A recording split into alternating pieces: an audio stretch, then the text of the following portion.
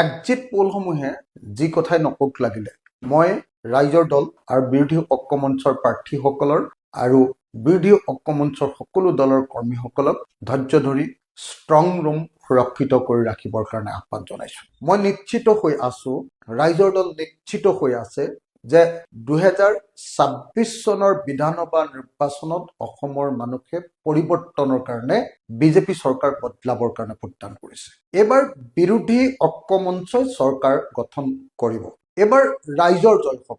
ৰাইজে বিজেপি চৰকাৰৰ যি তিতা কেহা পালে, বিজেপি চৰকাৰৰ পৰা যি অত্যাচাৰ পালে, বিজেপি চৰকাৰৰ পৰা যি দমন নিষ্পেষণ, যি ধৰণৰ ভাবুকি পালে, সেই সমস্ত দমন নিষ্পেষণ অত্যাচাৰ সকলোকে নাইকিয়া কৰিবৰ কাৰণে এবাৰ 2026 চনৰ বিধানসভা নিৰ্বাচনত ৰাইজে ঐক্যবদ্ধভাৱে এবাৰ বিৰোধী ঐক্যমঞ্চৰ বিৰোধী দলবিলাকৰ পক্ষত ভোটদান কৰিছে। সেইকাৰণে এক্সিট পোলে যিয়ে নকওক লাগিলে, এক্সিট পোলবিলাকে সাধাৰণতে চৰকাৰী পক্ষত কথা কয়।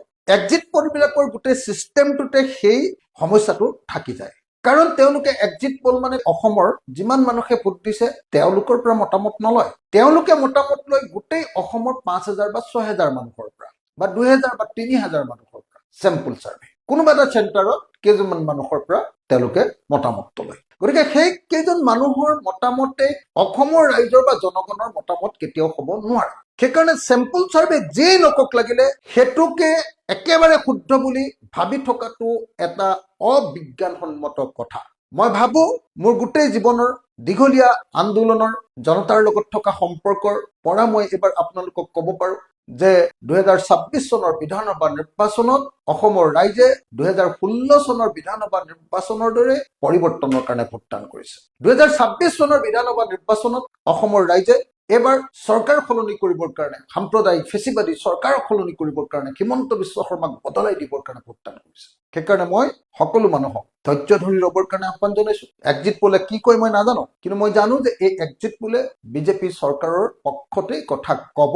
কাৰণ যিসকলৰ পৰা মতামত লয় সাধাৰণতে চৰকাৰৰ বিপক্ষত কথা কবলৈ দিগদাৰ পায়। সেইকাৰণে এই মুহূৰ্তত এক্সিট পোলৰ ৰিজাল্ট দেখি কোনো বিৰোধী পক্ষৰ মানুহে, সেয়া ৰাইজৰ দলে হওক, সেয়া কংগ্ৰেছেই হওক, সেয়া জাতীয় পৰিষদেই হওক, সেয়া APHLCয়ে হওক, সেয়া বামপন্থী দলবিলাকেই হওক, কোনেও যাতে কেতিয়াও বিতত নহয়, ভয় নাখায়, ধৈৰ্যচ্যুতি নঘটায়, তাৰ কাৰণে মই আহ্বান জনাইছো। এতিয়া আমাৰ সকলোৰে দায়িত্ব হ'ল আমাৰ ষ্ট্ৰং ৰুমবিলাক সুৰক্ষিত কৰি ৰখা, ষ্ট্ৰং ৰুমবিলাক সঠিকভাৱে পহৰা দি থকা আৰু ষ্ট্ৰং ৰুমত যাতে কেতিয়াও কোনো গণ্ডগোল কৰিব নোৱাৰে তাৰ ব্যৱস্থা কৰি ৰখা। মই সমগ্ৰ অসমবাসী ৰাইজক, বিশেষকৈ পৰিৱৰ্তনকামী ৰাইজক সকলোকে নিজৰ নিজৰ সমষ্টিৰ ষ্ট্ৰং ৰুমসমূহ সুৰক্ষিত কৰি পহৰা দি থাকিবৰ কাৰণে আহ্বান জনাইছো। আৰু মই নিশ্চয়তা প্ৰদান কৰিছো যে এবাৰ ৰাইজৰ দৰে হ'ব, বিজেপি চৰকাৰ পৰাভূত হ'ব, চৰকাৰ পৰিৱৰ্তন হ'ব আৰু বিৰোধী ঐক্যমঞ্চৰ চৰকাৰ হ'ব আৰু আমি পৰিৱৰ্তনৰ সোৱাদ অসমৰ ৰাইজক দিব পাৰিম। ধন্যবাদ। জয় অসম।